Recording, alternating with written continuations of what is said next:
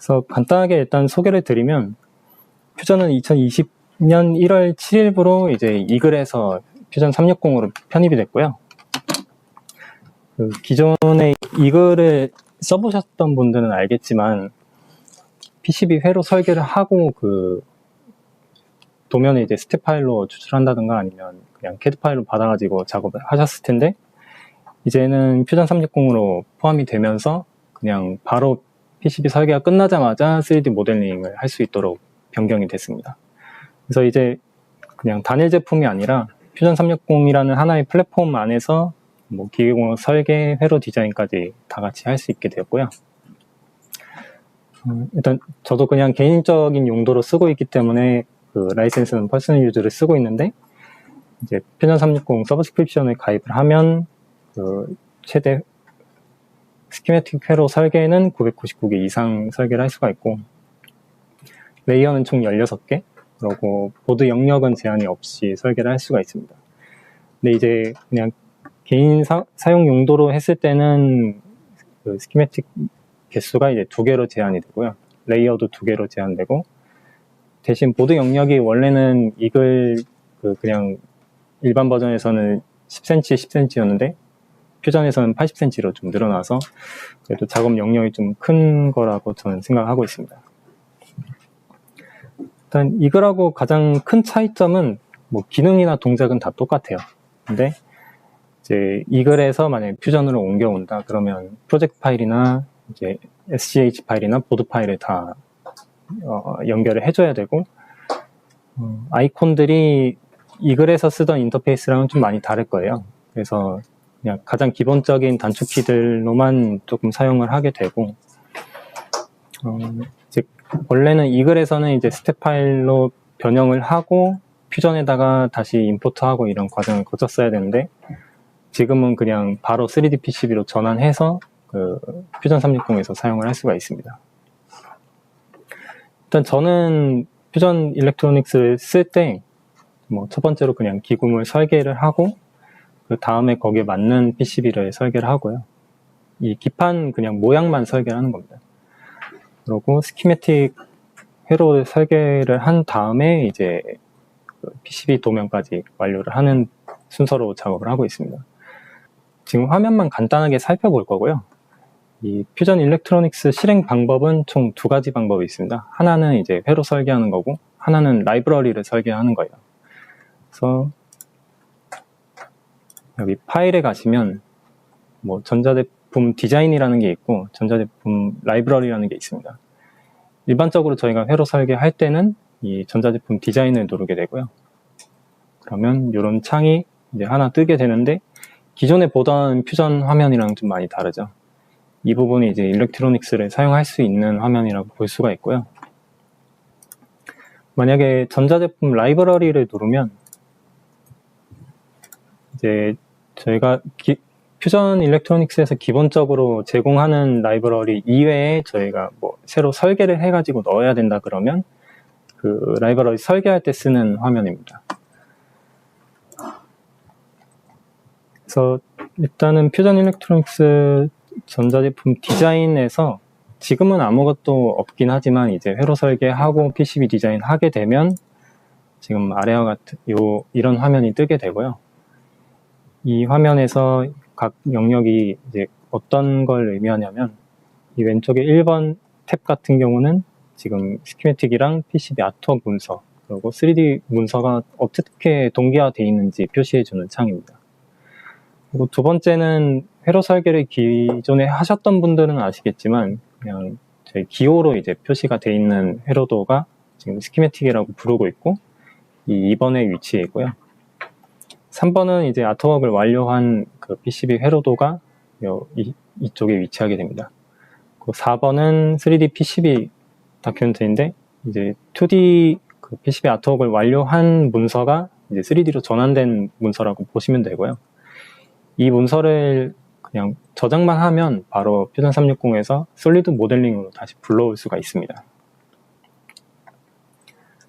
일단 저희가 회로 설계를 할 때 이제 스키매틱 디자인을 먼저 해야 되는데, 여기서 화면 구성은 이 윗부분에 뭐 1번, 2번, 3번, 4번, 5번 제가 이렇게 표시를 해놨죠.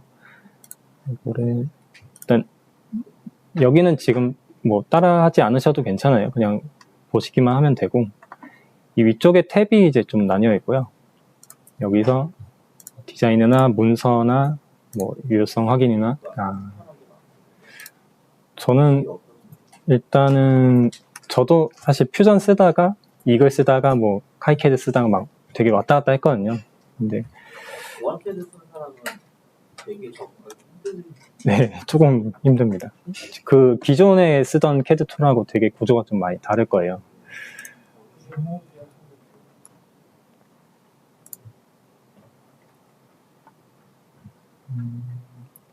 저는 이제 퓨전 360 그 약간 도움말 문서를 보고 처음부터 다 따라 하거나 아니면 유튜브에서 퓨전 일렉트로닉스 검색해가지고 그냥 영상 보면서 좀 따라 했거든요. 그래서 한 일주일 정도는 조금 노력을 했던 것 같아요.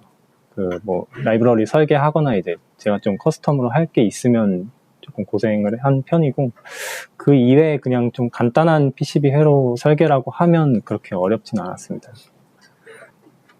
이제 스키매틱 디자인을 할 때 이제 이 위에 있는 탭이랑 여기 있는 아이콘들을 좀 많이 활용을 하게 되는데요. 가장 많이 쓰는 거는 이제 구성 요소 배치라고 해가지고 저희가 흔히 생각하는 뭐 이런 식으로 부품 배치를 할 때 쓰는 아이콘이고, 그 이외에는 조금 편의성을 위한 것들이거나 아니면 회로 연결을 할 때 쓰는 뭐 네트 같은 명령이 있고, 여기에 이제 이 핀이 어떤 걸 의미한다 레이블을 달아줄 때 쓰는 그런 도구도 있습니다. 뭐 이런 식으로 있고요. 그래서 이제 회로 설계를 할 때 사실 가장 많이 쓰는 것들이 이제 2D PCB 문서로 전환하는 거, 그리고 지금 제가 추가한 것처럼 구성 요소 배치하는 거, 그리고 네트랑 이제 이름이랑 이 레이블들이 가장 많이 쓰이고요. 만약에 기존에 이글로 좀 그 시뮬레이션까지 돌리셨다면 여기 시뮬레이트 기능이 있어가지고 지금 자기가 설계한 회로가 잘 돌아가는지까지 테스트를 해볼 수가 있는데, 저는 시뮬레이션은 따로 하지 않고 있어가지고 이 부분은 도움말을 따로 참고를 해야 될 것 같습니다. 그 문서에 가시면 이제 출력에 BOM이라고 있는데, 그 회로 설계를 다 하고 나서 여기에 필요한 부품들이 있잖아요. 그 부품들이 뭐 부품 번호가 몇 번이고 어떤 파츠 번호가 어떤 거고 수량이 몇 개인지 추출할 때 쓰는 그 기능이라고 보시면 될 것 같고요. 출력은 말 그대로 여기 작업한 스키매틱 문서를 출력할 때 쓰이게 됩니다. 그리고 뭐 나머지는 그냥 간단하게 이런 식으로 도형을 그릴 수 있는 도구이거나 아니면 텍스트를 추가를 할 수도 있고요. 이제 회로 설계를 다 하고 나서 이 회로가 정상적으로 잘 작동을 하는지 뭐 문제가 없는지 검증할 때 이제 ERC라는 툴을 쓰게 됩니다. ERC는 제가 설계한 이 회로가 이제 정기적으로 연결이 잘 돼 있는지 뭐 중간에 누락된 부분은 없는지 이제 체크하는 건데, 지금 그냥 아주 간단하게 그냥 대충 그려놨는데도 이런 식으로 경고가 뜨고 있죠. 여기서 지금 뭐 경고를 그냥 보고 만약에 이걸 넘겨도 되는 거라고 하면 그냥 승인을 누르시면 되고, 만약에 동기화가 필요할 경우 동기화 누르시면 되고, 그냥 무시할 거면 그냥 전체 지우기 누르시면 됩니다. 그 다음에 오류 같은 경우는 이 회로에 오류가 있는지 일단 확인을 하는 건데요. 지금 오류 뭐 특별히 지금 뭐 아무것도 작업을 하지 않았기 때문에 오류는 뜨지 않는데, 이제 회로 설계 다 하고 나서 뭐 에러 체크를 하고 그 오류가 있는지 한번 더 확인을 하고 싶으면 이 두 개를 다 실행을 해주시는 게 좋습니다. 그리고 자동화는 이제 이글을 써보셨던 분이라면 아시겠지만 그 ULP라는 스크립트 파일이 하나 있어요. 요거는 저는 막 따로 가져다가 막 쓰지는 않는데, 혹시나 쓰시는 분들이 있으면 요 ULP 실행을 눌러가지고 실행할 파일을 선택을 해서 실행을 하시면 될 것 같고요. 저는 저는 회로 설계할 때 이 두 개는 좀 많이 쓰진 않았습니다. 그리고 라이브러리는 이제 지금 여기에 포함되어 있는 라이브러리가 어떤 게 있는지 뭐 관리자를 실행을 할 수가 있고, 여기서 제가 지금 요 40xx라는 라이브러리를 사용을 하고 싶으면 그냥 눌러가지고 활성화를 시킬 수도 있습니다. 이제 아트웍 부분에 있어서 화면 구성은 총 7가지 탭으로 구성이 되어 있는데요. 여기도 제가 일단 도움말 링크는 첨부를 해놨고요. 일단 제가 탑 레이어나 바텀 레이어를 이제 전환할 때 쓰는 그 아이콘도 있고, 아니면 레이어 편집이나 이 보드의 외곽선을 이제 편집할 때 쓰는 도구 같은 것도 있고요. 이제 여기에 제가 회로 설계를 할 때 이렇게 선을 그어놨는데, 요거를 트랙이라고 부르기도 하고 트레이스라고도 부르기도 합니다. 이 트레이스를 이제 수동으로 직접 다 그어서 설계를 할 수가 있고, 퓨전에서는 이제 오토 라우팅이라고 해가지고 자동으로 다 연결해주는 기능이 있긴 해요. 근데 저도 그렇고 여러 강의를 많이 봤지만 오토 라우팅 기능은 좀 추천을 하고 있지는 않습니다. 되게 간단한 회로라면 괜찮은데 이제 전력 설계가 들어가거나 좀 전류가 많이 흐르는 회로 같은 경우에는 그걸 다 고려해가지고 트레이스 폭을 조절한다거나 하는 식으로 좀 회로를 설계를 해야 돼서 일단 저는 별로 쓰고 있지는 않고요. 다큐멘테이션 부분에서는 이제 그냥 아까 스키매틱 회로에서 보셨던 것처럼 이 화면을 출력하는 기능도 있고,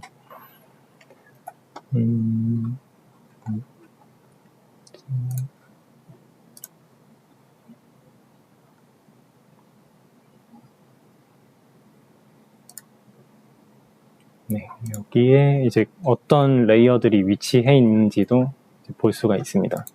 제가 예를 들어서 지금 이 부품을 여기다 옮겨 놓고 탑 레이어를 끄면 이제 보이지 않게 되고요. 키면 다시 보이게 되고, 이 보드를 뒤집어서 보고 싶다 그러면 이 플립을 누르면 됩니다. 그러면 180도 뒤집어진 형태로 다시 보이게 되고요. 다시 되돌리는 건 한 번 더 누르면 될 것 같습니다. 그리고 이 스택 관리자라는 거는 사실 2레이어 PCB에서는 필요가 없는데, 이제 3레이어나 아니면 4레이어 이상 갔을 때는 이걸 쓸 수가 있는데요. 지금은 2레이어이기 때문에 이 부분은 활용을 할 수가 없습니다. 여기서 이제 DRC라는 기능이 아까 스키매틱 설계에서 보셨던 것처럼 ERC랑 약간 비슷한 기능인데요.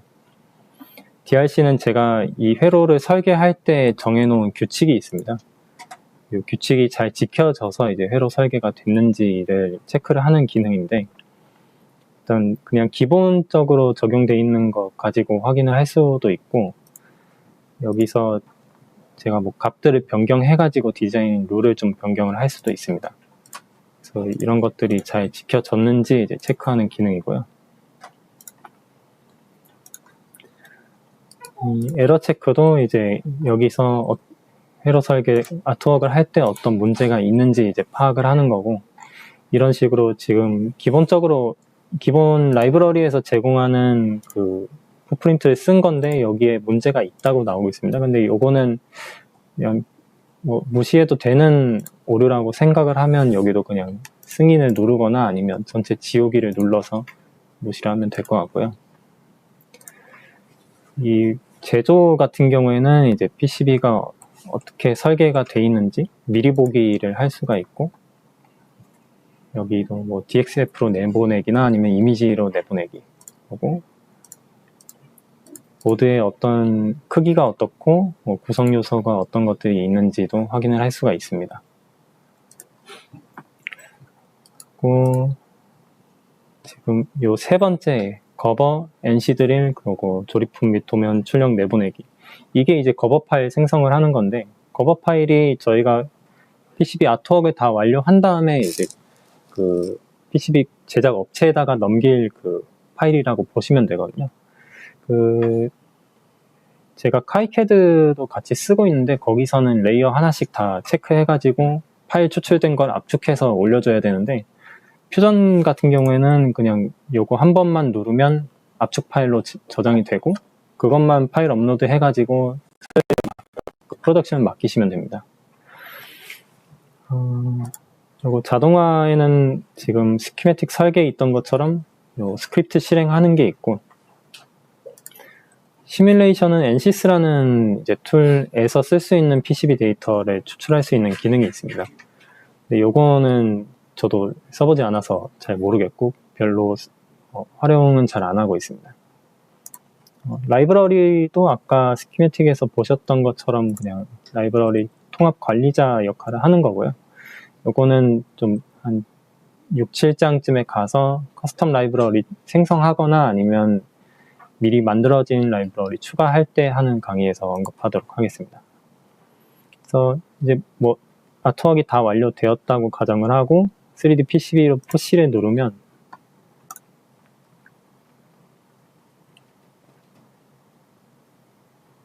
이런 식으로 3D로 이제 PCB를 볼 수가 있는데 지금 요 LED 부품을 보면 그냥 네모난 검은색으로 보일 수가 있어요.